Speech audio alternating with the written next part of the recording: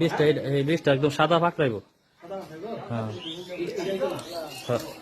এরকম হইব, মানে এরকম কালা বেশি হইতো নাকি সাদা হইব একটু বেশি, এটা সাদা পাকড়াটা বেশি হইব। এটা হচ্ছে কি আপনার রামুর 7 নম্বর সারের হয়েছে, এটা 87% হচ্ছে। এটা এটা এটা এটা কয়দিন হয়েছে ভাই বয়স? 25-26 দিন হয়েছে না? এটা 87% বাচ্চা দিচ্ছে এটা।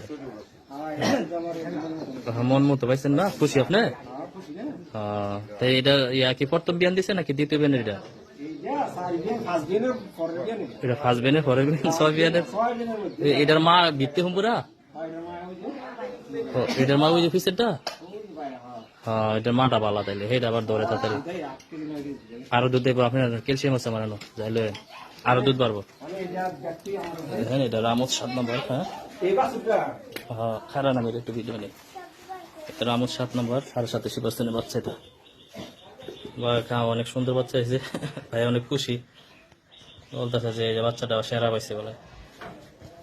দেখেন ফ্লেক বিয়ের মতো পাইছে, 87% ফ্লেক বিয়ের মতো পাইছে বাচ্চাটা। মাথাটা কত সুন্দর সাদা।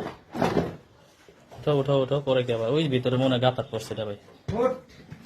87% বাচ্চা হয়েছে, সুন্দর বাচ্চা ফ্লেক বিয়ের মতো। এটা মা ডাকো একটু দেখি, এই যে এটা মা।